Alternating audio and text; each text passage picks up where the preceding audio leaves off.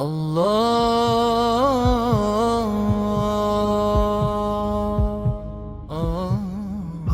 divine wisdom. اعوذ باللہ من الشیطان الرجیم بسم اللہ الرحمن الرحیم السلام علیکم ورحمۃ اللہ وبرکاتہ۔ آج جو سبق ہم پڑھ رہے ہیں یہ ہے تنوین۔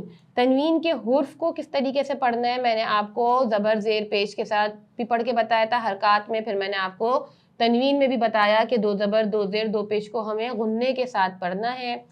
غنہ کسے کہتے ہیں؟ ناک میں آواز چھپا کر پڑھنے کو غنہ کہتے ہیں۔ غنہ ایک الف کے برابر کرتے ہیں۔ یہ ساری چیزیں وہ تھیں جو ہم تنوین کے ساتھ سبق کے ساتھ ساتھ پڑھ رہے تھے۔ آج ہم شروع کریں گے اپنی تختی نمبر 6 جس میں آپ کو زبر زیر پیش کے الفاظ بھی ملیں گے، دو زبر دو زیر دو پیش کے الفاظ بھی ملیں گے۔ آپ ان الفاظوں کو پڑھنا سیکھیں گے کہ ابھی تک تو آپ نے حرف بہ حرف الگ الگ پڑھا، اب یہ الفاظ کی شکل میں آپ کے سامنے آئیں گے اور آپ اس کو اسی طریقے سے پڑھیے گا جس طریقے سے میں غنہ کر رہی ہوں یا میں جہاں پر جتنا وقف کر رہی ہوں اس حساب سے آپ پڑھیے گا۔ اچھا اب ہم شروع کرتے ہیں۔ اعوذ باللہ من الشیطان الرجیم بسم اللہ الرحمن الرحیم۔ اب کی کلاس میں آپ لوگوں کو اتنا آ جانا چاہیے کہ جس طرح سے میں نے پہلے آپ کو تعوذ کو 4 سٹیپس میں سکھایا اور تسمیہ کو 3 سٹیپس میں سکھایا، اب ادھر سے یعنی کہ اب جو تختیاں شروع ہو رہی ہیں یہاں پر آپ لوگوں کو اتنا ضرور آ جانا چاہیے کہ آپ صحیح طریقے سے تعوذ اور تسمیہ کو پڑھ لیں انشاءاللہ تعالی عزیز۔ پہلے حرف کی طرف لفظ کی طرف چلتے ہیں۔ میں نے آپ کو بتایا تھا کہ یہ جو الف ہے، الف ہمیشہ خالی ہوتا ہے، یہ بات ذہن میں ضرور رکھیے گا۔ اگر الف کے اوپر نیچے کوئی بھی زبر زیر پیش کوئی بھی حرکت آ جائے تو وہ کیا ہوتا ہے؟ وہ حمزہ کہلاتا ہے۔ تو میں یہاں پر الف زبر آ نہیں پڑھوں گی، میں پڑھوں گی حمزہ زبر آ، با زبر با۔ اچھا اب کیا ہے؟ تیسرا حرف ہے لیکن ہم تیسرا حرف نہیں پڑھیں گے۔ ہم کیا کریں گے؟ پہلے ان دو کو پڑھ کے دو کی آوازوں کو ملائیں گے۔ یہی چیزیں ہمیں بچوں کو بھی سکھانی ہے۔ عموماً بچے کہاں غلطی کرتے ہیں کہ وہ کیا پڑھتے ہیں؟ آپ حمزہ زبر آ با زبر با، پھر ملائیں گے نہیں اور ڈائریکٹ پڑھیں گے دال دو زبر دن۔ تو اس سے کیا ہوتا ہے؟ بچہ آواز کو پک کرنا نہیں سیکھتا صحیح طریقے سے، کہ جیسے کہ ہم نے حمزہ زبر آ با زبر با ابا، اب دو کو ملا کے پڑھ لیا ابا، اب تیسرا حرف جب پڑھے گا تو حرف کو اچھے طریقے سے پڑھ سکتا ہے۔ دال دو زبر دن ابدن، آگے وقف ابدا۔ اب وقف کیا ہے؟ وقف کا مطلب ہوتا ہے آپ نے یہاں پر رکنا ہے، ٹھہرنا ہے، سانس کو توڑنا ہے۔ جب آپ قرآن مجید پر آئیں گے تو آپ کو پتہ چلے گا قرآن مجید میں آیات ہوتی ہیں اور آیات کے درمیان میں بھی وقف لازم کے کچھ نشانات ہوتے ہیں جہاں پر آپ کو رکنا ہوتا ہے۔ تو یہ بات آپ انہی الفاظوں میں سیکھیں گے کہ آیا اگر ہمیں ان الفاظوں پر وقف کرنا پڑے یعنی کہ رکنا پڑے قرآن پاک کی آیت کے درمیان میں آ جائیں یا آخر میں آ جائیں تو ہم ان حرفوں پر ان الفاظوں پر وقف کیسے کریں گے؟ تو پہلا حرف جو ہمارے پاس ہے ابدن، آگے وقف ابدا۔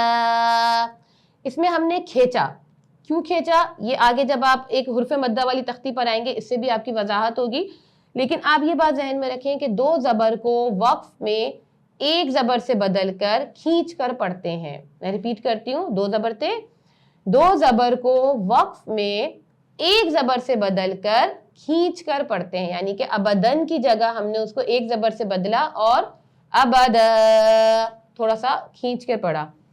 اگلا حرف ہمارے پاس کیا ہے؟ حمزہ زبر ا، ہا زبر ہا، اح، دال دو پیش دن، احدن، آگے وقف احد۔ اخذ، حمزہ زبر ا، خا زبر خا، اخا، زال نرمی سے پڑھیں گے، زال زبر زا، اخذ، آگے وقف اخذ۔ ہر حرف کو وقف میں پڑھنا آنا چاہیے۔ جب ہم زبر زیر پیش پر وقف کرتے ہیں حرکات پر یعنی کہ جب ہم وقف بولیں گے تو ہم آخری حرف کو ساکن کر دیتے ہیں، یعنی آخری حرف کی صرف ہم آواز نکالیں گے، اس پہ لگی حرکت کو ہم نہیں پڑھتے، یعنی کہ اخذا صحیح لفظ ہے۔ جب آپ یہاں پہ وقف کریں گے تو یہ کیا ہو جائے گا؟ आखुज़, अज़ीना आगे वक्फ, अज़िन, अमरो आगे वक्फ, अमर। मैंने इनमें से कुछ आपको हिज्जे करके बताए और कुछ मैंने आपको रवा पढ़ना बताया, यानी कि आपको हिज्जे भी पढ़ना आना चाहिए और रवा भी पढ़ना आना चाहिए। अब देखिए ये आगे आपके लोगों के पास एक हुर्फ है, इसको हम अमूमन अगर ये शक्ल कहीं लिखी हुई आ जाए नून अलिफ ज़बर ना तो ये खिंचता है, लेकिन लफ्ज़ अना ऐसा है कि इसको हम कुरान पाक में नहीं खींचते। ये कैसा नून पढ़ा जाता है, ये पड़ा नून समझा जाता है, यानी कि ज़बर जो होती है ना, ज़बर के साथ पढ़ा जाता है। शक्ल इसकी नून अलिफ ज़बर ना जब आगे हुर्फ मद्दा पढ़ेंगे उसमें मैं आगे आपको इंशाअल्लाह ताला दोबारा इस बात की तरफ निशानदही कराऊंगी कि नून अलिफ ज़बर ना खींच के पढ़ने का लफ्ज़ है, लेकिन जब लफ्ज़ अना आता है कुछ कवानीन ऐसे होते हैं जो एक सिंगल जगह पे आपको उनको फॉलो करना होता है। अना का लफ्ज़ नहीं खिंचता, अना आगे वक्फ, अना ये ऐसा ही रहेगा, इसको ज़रूर जहन में रखिएगा। बाखीला आगे वक्फ, बाखिल, बारौतिन। अब यहाँ से एक नई चीज़ सीखेंगे आप कि बारौतिन में ये है आपके पास गोलता, यानी कि जो हा जैसी शक्ल की बनी हुई है, वक्फ में हम इसको क्या करते हैं, गोलता को वक्फ में हम हा से बदल देते हैं, यानी कि हम इसको पढ़ेंगे बारौतिन आगे वक्फ, बारौह, आखिर में सिर्फ हा की आवाज़ निकलेगी, ता की आवाज़ नहीं निकलेगी। फिर से पढ़ाती हूँ, बारौतिन आगे वक्फ, बारौह, बारौह, रोह, हा की आवाज़ आखिर में आनी चाहिए।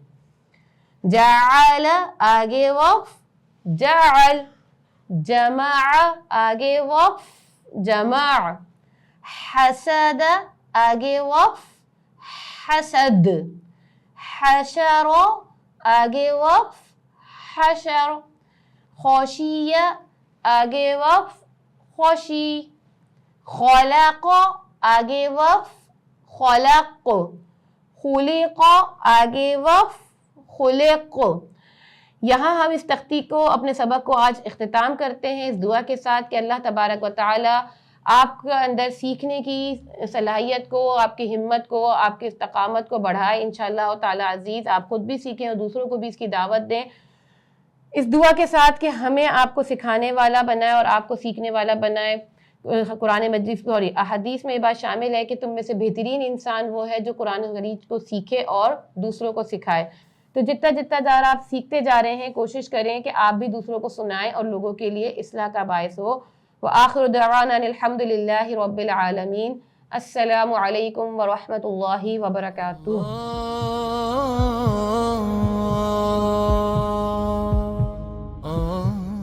Allah's divine wisdom